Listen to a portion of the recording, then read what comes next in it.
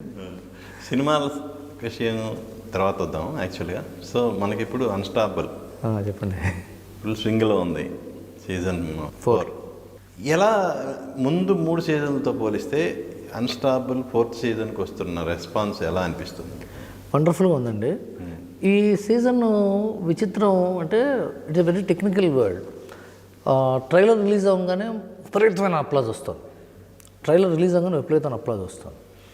తర్వాత episode start అయిన వెంటనే ఫస్ట్ సీజన్కి సెకండ్ సీజన్కి రిలీజ్ అయిన గంటలోనే మాకు విపరీతమైన నెంబర్స్ కనిపిస్తున్నాయని చెప్పారు. కనిపించేవి number of viewing minutes, number of hits, number of openings విపరీతంగా ఉండేవని చెప్పేవారు. అంటే ఐఎమ్ నాట్ ఫ్రమ్ ఆహా కాబట్టి నేను కూడా బయట వాడిని కదా. ఈ సీజన్కి ఏమైందంటే ఆహా మొదట్లో 2021-22 ఏంటంటే మొదట్లో కదా.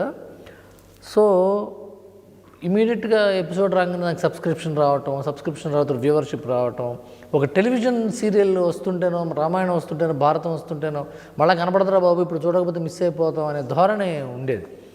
ఈ సీజన్కి వచ్చేటప్పటికి ఏమైందంటే ఓకే ఇది ఉంటుంది, మనం నెమ్మదిగా చూడొచ్చు, తాపీగా చూడొచ్చు దీన్ని అని చెప్పి ఫస్ట్ రిలీజ్ అయిన తర్వాత వీకెండ్స్ బాగా మాకు రెస్పాన్స్ వస్తుంది.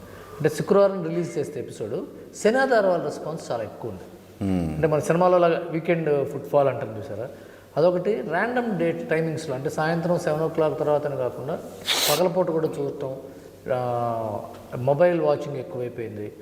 సో డైవర్సిఫై అయింది వ్యూయింగ్ సెటప్. ఇదివరకు హోమ్ వీడియో చూసేటట్టుగా ఉండేది, ఇప్పుడేమో ఎక్కువ మంది డైవర్సిటీగా ఉంది. ఇంటర్నేషనల్ ఆడియన్స్ బాగా పెరిగిపోయారు సార్.